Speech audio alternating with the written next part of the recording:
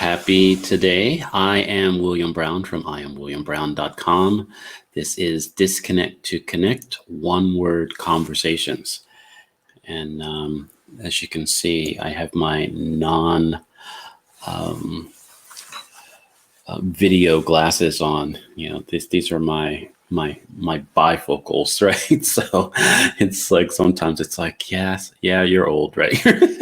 But so I tried to do the show without these on, but I put my my show glasses somewhere that I could not find on here. So you get the newly 53-year-old in his bifocals today.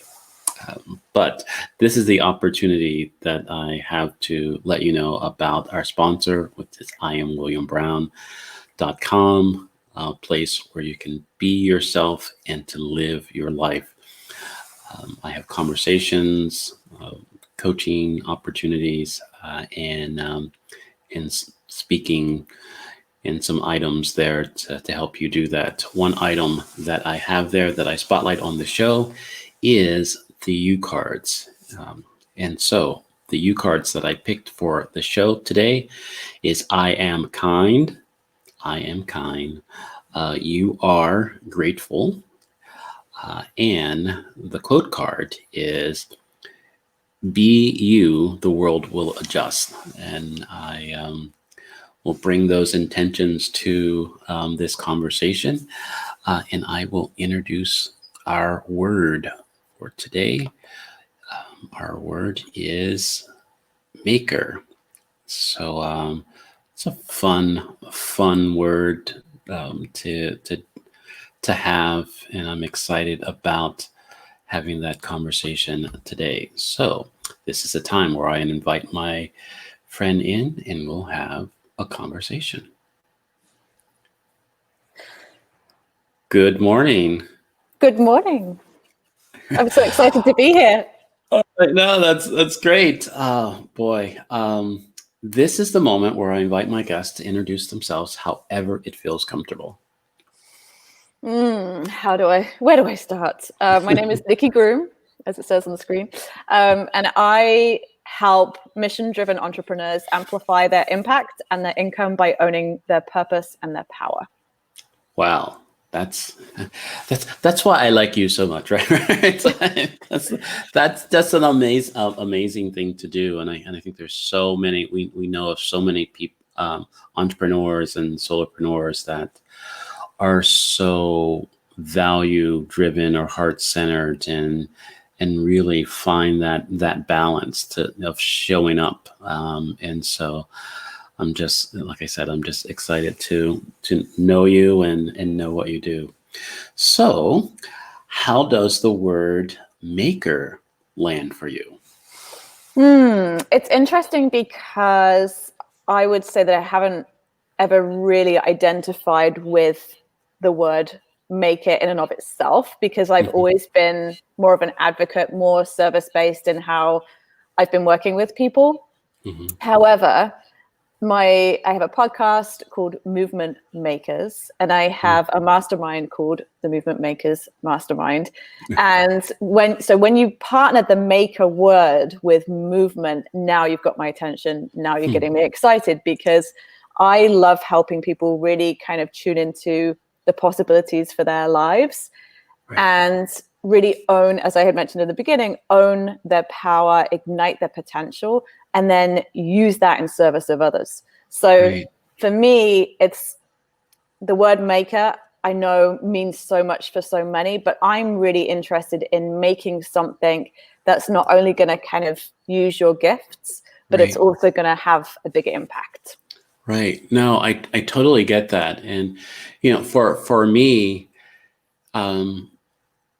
it stressed me out, maker. And it's like the same thing with creator, right? I recently had a coach, I think it's probably a couple years ago, where he kind of reframed it for the whole class and the people that they're at the workshop, was saying, don't consider yourself a creator or a maker, but a discoverer. So Mm. because everything that you need is all there, you just discover new ways to do it, to use it, to be with it. And that really lightened the pressure for me because I've written a couple of books and I'm writing one now. I'm doing I'm trying to do a sales page, and it's like when I approach that as a maker or a creator, it's like, oh my god, it's gonna it's gonna be horrible, right? It's Yeah. like I'm gonna make something terrible and nobody's gonna like it, so it's just that stress of that really comes over me anytime I think of it that way. Yeah, it's I guess it's tied up with our identity, right? So I Right. just finished my first book, and it has been this odyssey. I've been grappling with self-doubt, which I write about in the book, ironically enough, and even just calling myself a writer or an author, Right. like there's suddenly this like extra level that you think you have to measure up to.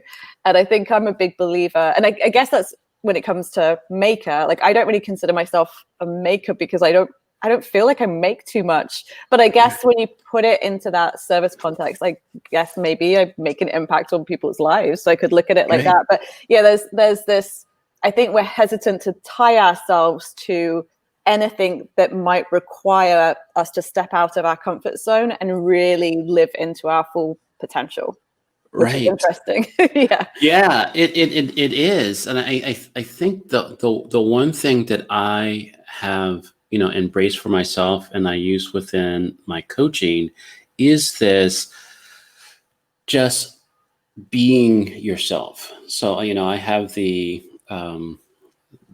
construct or the framework of be, do, have, right?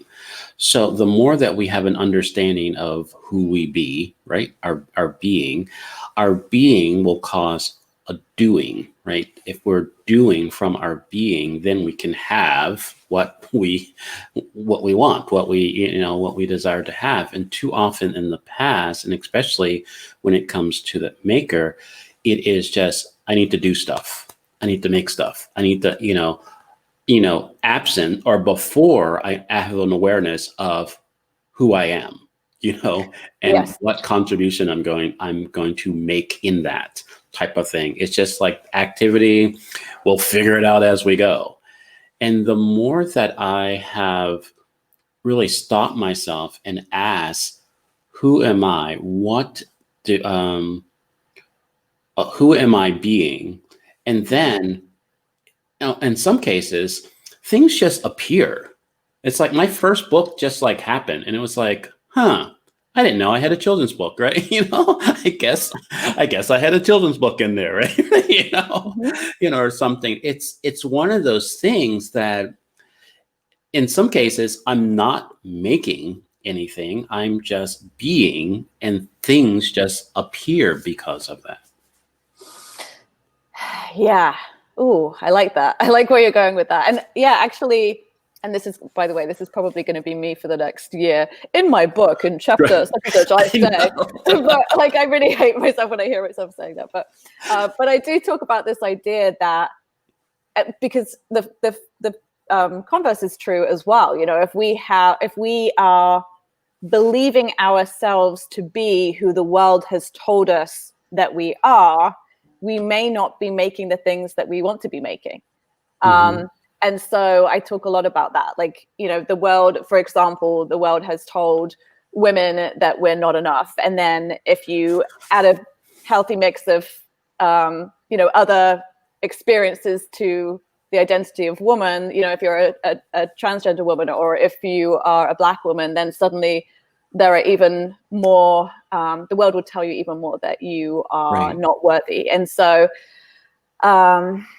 yeah, I think there's a lot that can happen when, even though there is so much systemically that needs to change, there's a lot that can happen in ourselves as well when we shift our mindset around what we can make and who we are. Right. And it's as they say, it's an inside job, right? And I think that's the one reason why when I made the U cards, and it's a companion to the children's books that I wrote, right? And the last thing that the character says in the first book is, "So go be you." And most of the times for myself, it's like when someone would say, be yourself, it's like, well, who the hell am I, right? Right? Yeah. Type of thing. There is this questioning. And so I put these U cards to kind of prompt you to kind of pull and kind of do that. And it's like, I have the I am card, and it was very important, even though I resisted it at first, of putting the you are card. And the reason why I put the you are card is that too often, I'll speak for myself, I use what other people said about me. I weight that more than what I said about myself. And so within the U cards, I wanted to acknowledge what other people were saying, but give the I am card just as much weight. And so I can have this reflection or this other angle of how I'm showing up or how I am intending to show up for today. And it's really interesting because, the self-discovery journey that we have, or that we're on, or that I'm on, it's a journey that we're on alone with others, right? And how we relate to the others dictates what we can make, how we do things, how we relate to people. And it's just, it turns into this nice little soup, right? Of stuff that's going on. So it's really, like I said, it's tricky. I think Brittany said that it's a tricky thing being a maker, but it is so much a part of, I guess, who we are. Yeah, whether we care to acknowledge that or not. And Right. I love what you said. There's something that Stacey Jordan Shelton says about the fact that self-love cannot happen in isolation. And so on the one hand, we have to somehow come to a deep inner knowing, like you say, of who we are, and not be influenced by what the world tells us we are or are not, in terms of that kind of negative that negative messaging. And at the same time, surrounding ourselves with a community of people who get us, who appreciate us, who respect us, who love us, and who can reflect back to us the possibilities for our lives, can be just incredibly powerful in terms of helping us really own that and helping us to move forward in terms of what we really want to be doing in the world. Yeah, and I think it then, like I said, speaking again for myself, there is this this confidence, it's feeling. I've mentioned before that I know you from the Good Life Project and Campus in Your Heart, those two tribes, type of thing. And I can remember the first time that I was there at camp, and seeing all the craziness, which is camp, right?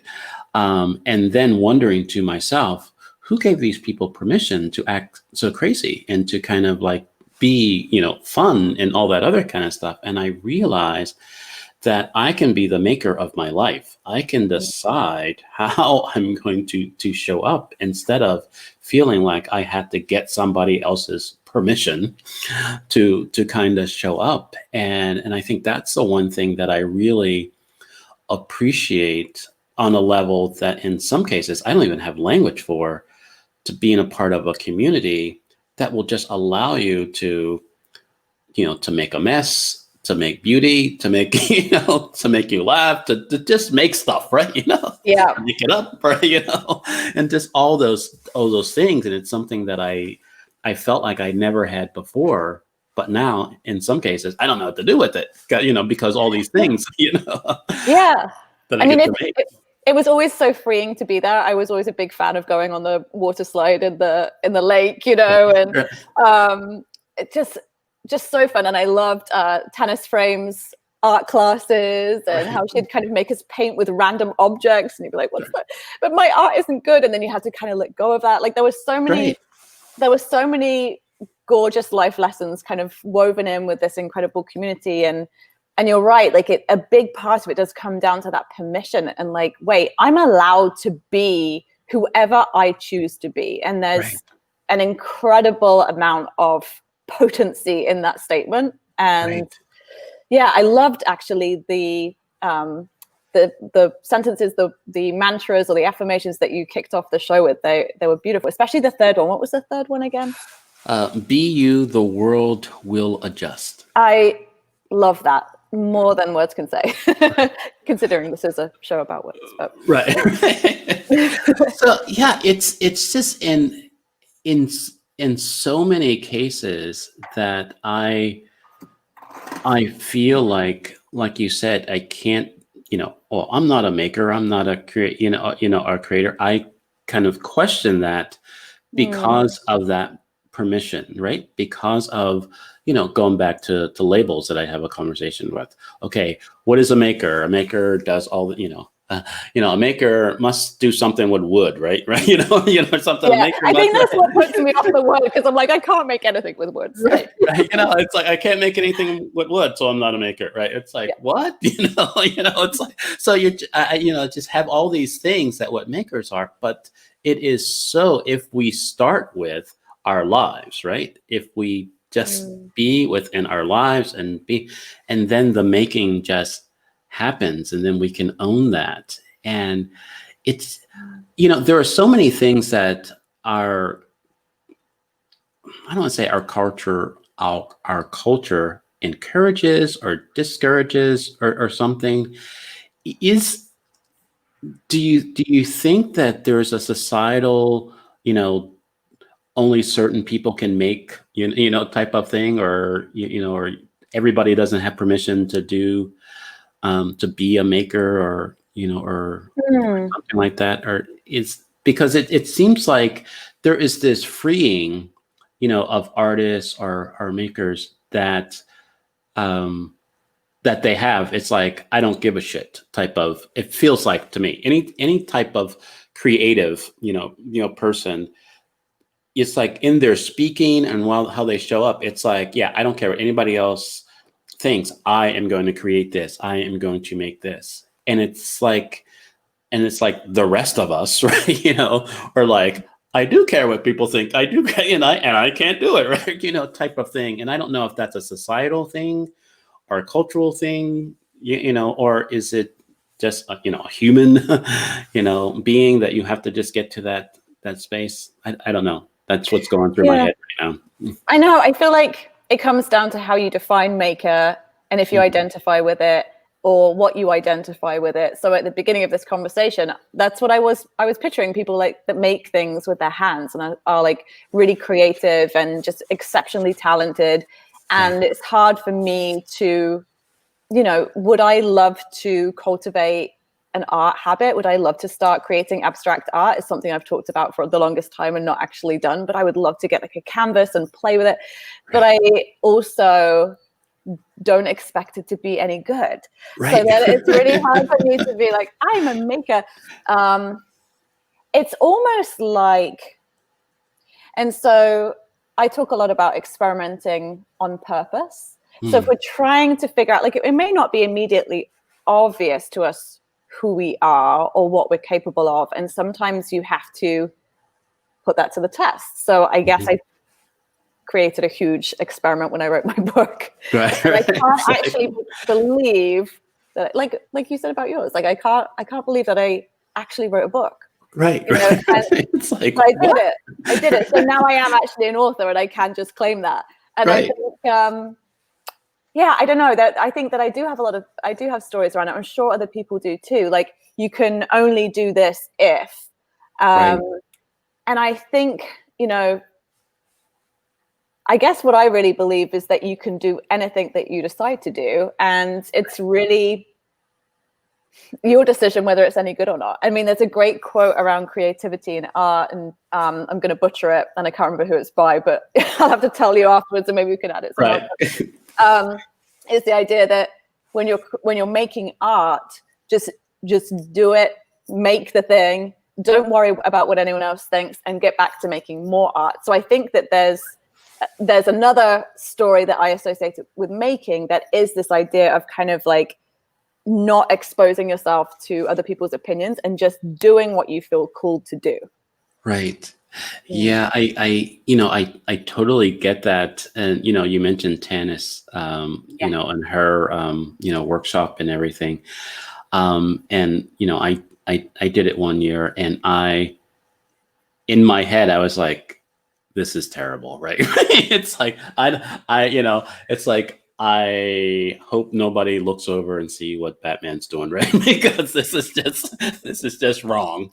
I'm like wasting paint, and I'm wasting, it's like, I'm just, and it's just like, I just really, even though she was lovingly and, inviting us to just create whatever we create, there was still this playing in the background going, no, no,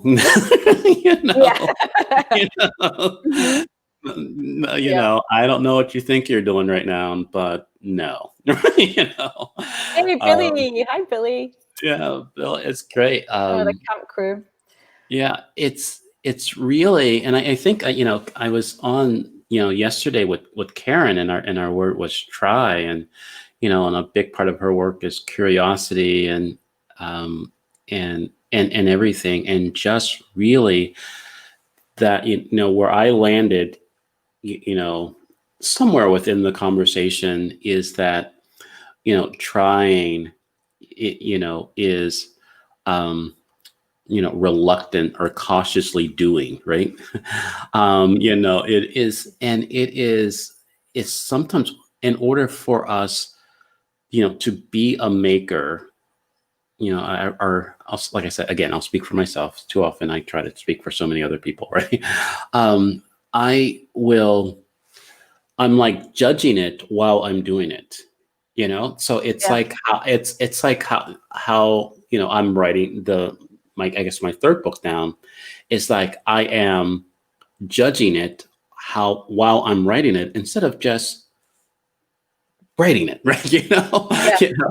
And it's like, and so it's causing me to kind of question, are you really an author, or was that just is that what you're saying right now, type of thing. And it's like, all right, just kind of do it. And so because it's taken on a different form, this third book is taken on a different form, it is causing me to question, am I an author, right?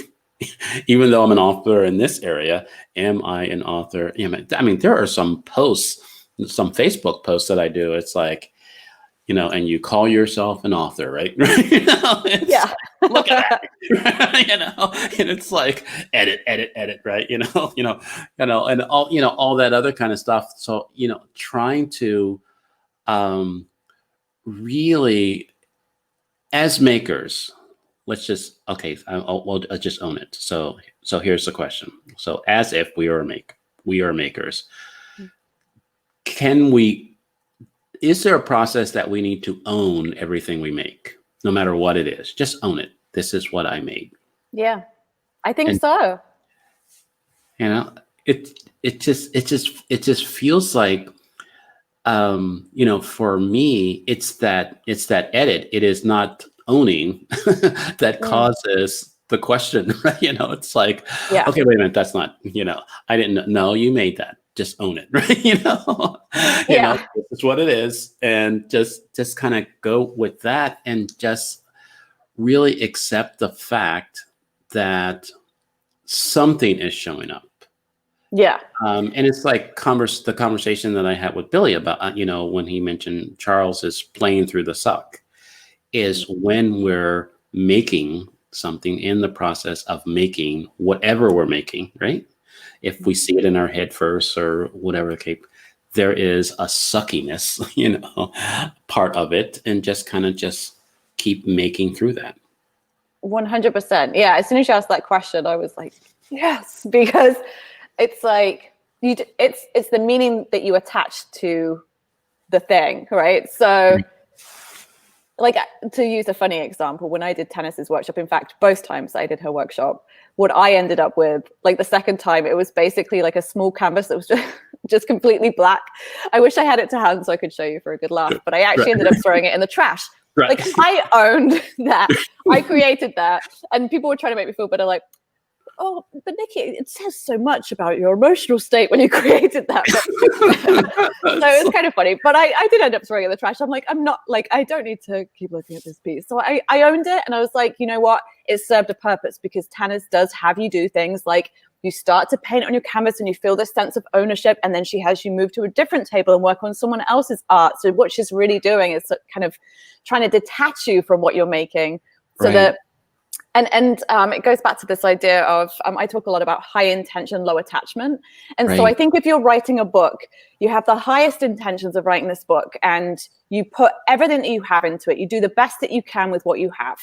And then the book, which I have just done, and so I'm going to put this book out there, and either people will absolutely love it and I'll be inundated with Amazon reviews and who knows what else, which would be fabulous, or maybe people are like, yeah, it's fine. It shouldn't matter either way. My job, my goal is, I know that this book isn't the only book that I want to write. And so it's this idea of kind of like failing forward. Like I'm not going to take that personally and be like, I suck as a writer.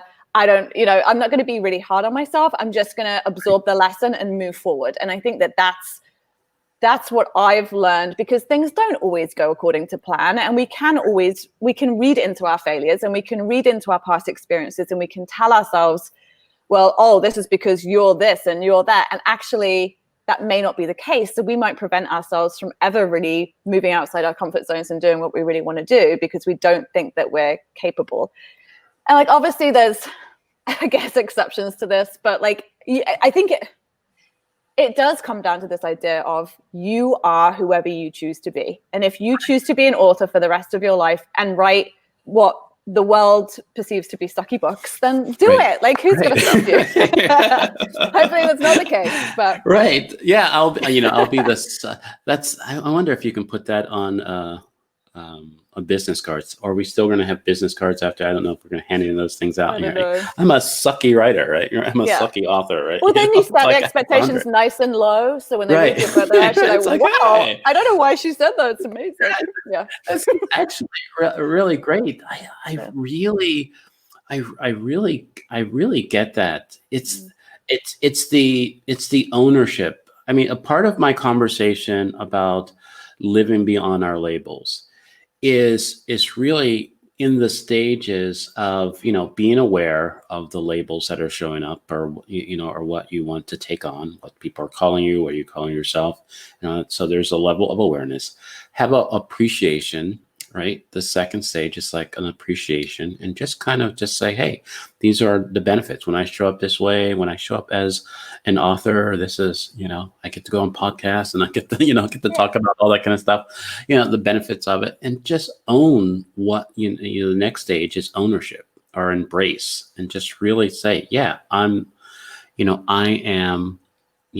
author, damn it. Right. Yeah. And then be able to let it go. I am, an author, and I'm not an author, and that's okay. Right. Yeah. And that level of letting go or surrendering to that, I think it brings us access to what I think the acceptance with power, so we can be ourselves truly outside of all those other ways that we show up. And so if too often for me, my suffering is when I feel like I am not holding up my end of the maker or the author standard, and it's like, holy crap, I can't be this anymore because I suck, or I can't, all this, or I don't like check off all these boxes. And really that's not me totally. And the more that I allow myself to let all those things go and be all those things at the same time, then I can show up fully, in my life. And so there is this, the thing that's coming up right now is a lot of the ideas that I have that, sometimes I say Evernote is where my ideas go to die, because, because it's like I have this great idea, it goes in Evernote and I never go back. For some reason, it just doesn't, the only time right. And so it's like, so I am trying to, where do you think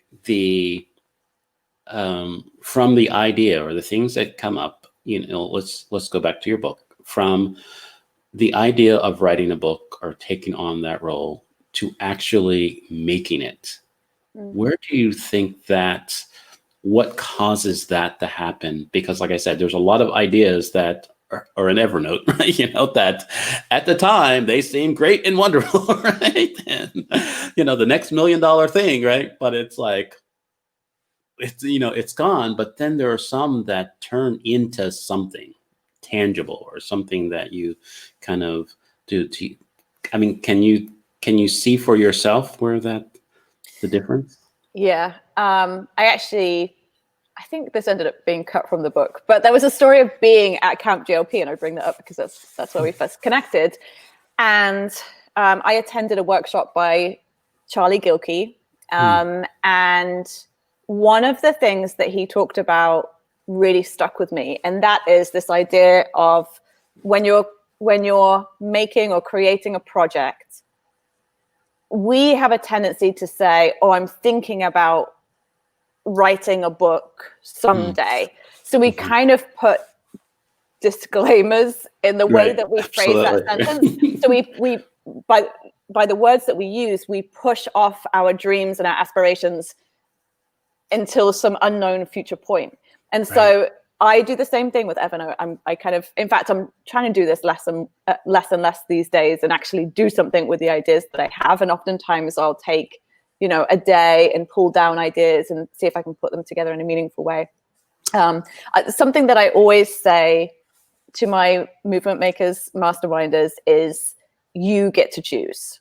You get to choose what kind of business you're running. You get to choose what kind of book you're writing, but you have to choose it. And so if you say, which I did for years, I've wanted to write a book since I was a little kid. I actually randomly sent a letter to Penguin Books when I was like 7 and was like, can I write books for you? And they sent me a really kind rejection letter. So I'm almost 40.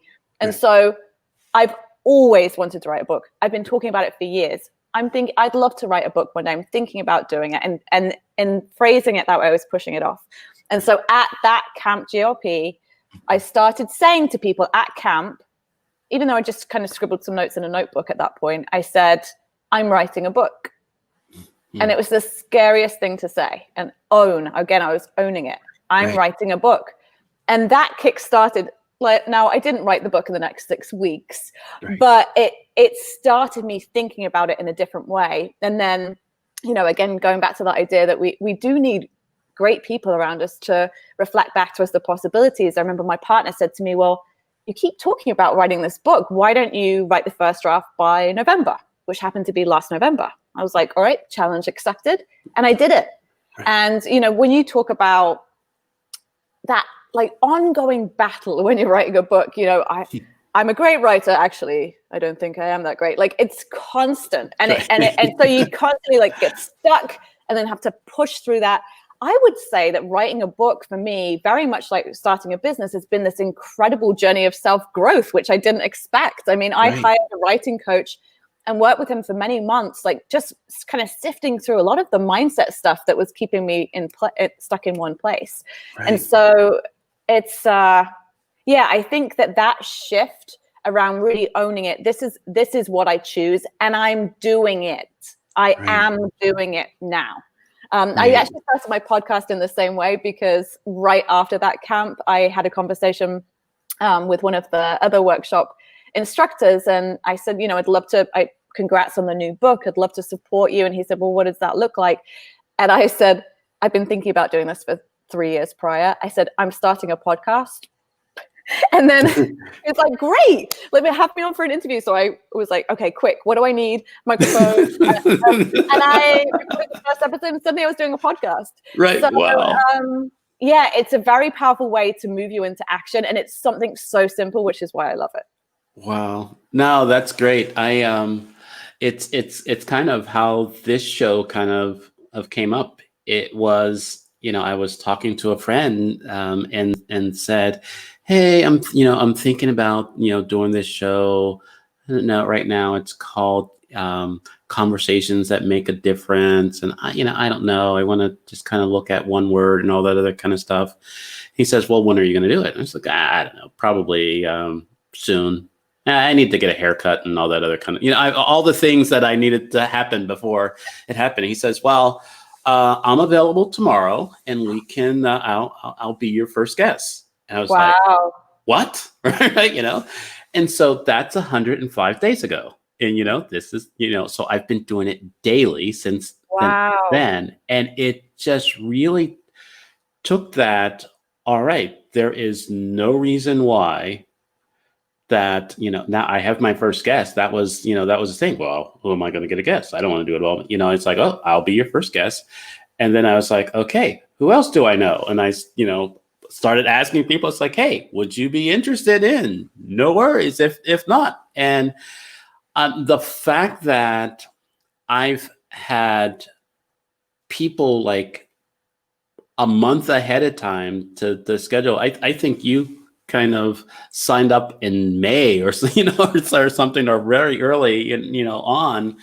And I was like, wow, I have some amazing people that want to support me and do this. It's like, all right, I guess I have a podcast, right?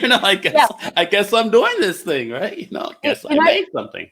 Those people who are like, who hear what you say and are like, right, so when are you doing this thing? What's your start date? Like, when are you launching this course? Or when are you doing this podcast? Or I'm going to make this easier for you by X, Y, and Z. Like, they are blessings in disguise, because in the beginning you're like, oh, wait, no, I'm not actually ready to do it. But it's wonderful when people do that for you. It's great because you have no more. You don't have any options left except to do the thing. Right. It's like, just having conversations here, right? We're not we're not making anything, right? Yeah.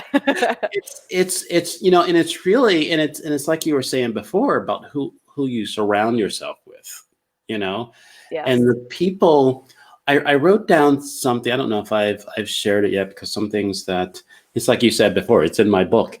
It's like sometimes I like start a conversation off, well, on one episode, that I know, you can't help it. It's like, oh geez, I'm turning into that, right? But it was that I don't believe people don't see potential in us. This is what I wrote. People don't see the potential in us. People just see us. It's up to us to find our potentials. Ooh. And so the more that people see us, then we can discover our potential. What then the confidence and everything and everything happens. And so I recognize that the people in our tribe and the people that I've been surrounding myself with, when they have those conversations, so when's your launch date, or when this, it's not that they don't see they don't see my potential. They see me. They see that this is the desire. This is what's going on. This is what I'm passionate about. And they want to support me showing up. And I think then, like we do in those moments, we have a choice. It's like, all right, am I going to write that book? Am I going to start that podcast or not? It's like, okay, I guess we're writing a book, right? And it's those moments, and it starts with the people who see us, that cause us to show up and to make and to be in our life on a level that, and sometimes I say that I want to, but now it's not even.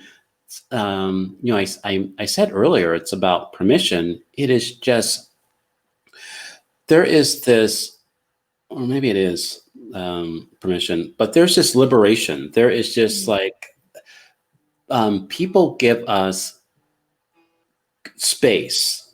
It's like, and how it's shown up for me right now is when people give us space. It's like when I don't feel like I have space, it's because the world, the expectations, the fear is like up on me, and it's like, back off, right? And right, so it's like, I can't do anything, I can't move, right? I can't, and the people that I surround myself with kind of create that to kind of step in the place of fear, step in a place of all in that space, and it kind of gives us the space to kind of really recognize who we are, and to see us. And that was hot off the presses. And what that means, that translates, means that was in my head, it sounded good, and I said it before I understood it. So hopefully that made sense. That's been me, this whole interview. No, I'm just kidding. Yes, I love that you say that.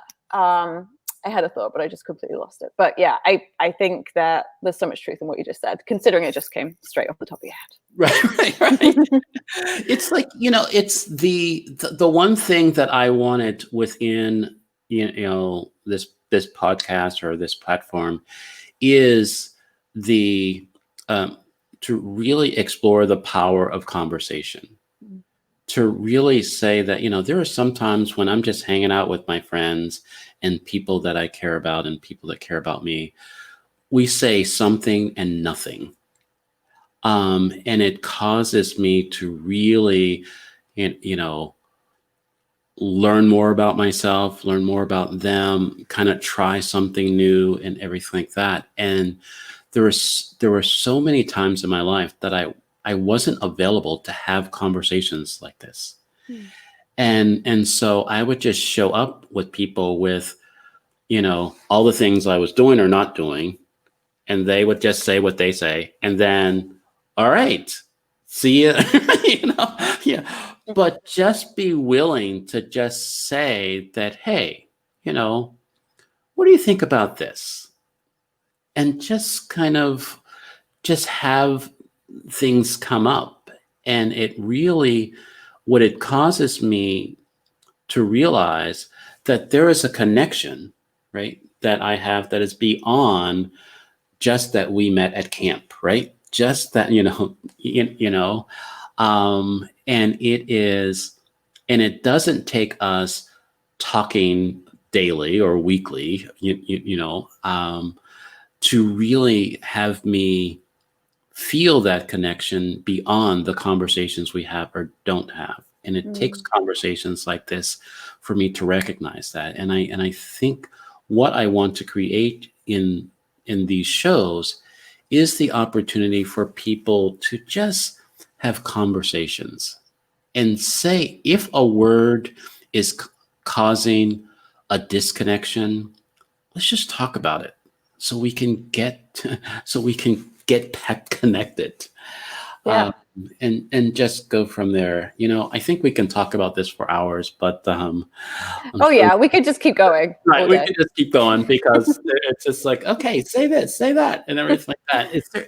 Is there anything that has come up within this conversation as a maker? And I think there's a number of things for me, but is there anything that you want to leave everybody with or kind of share?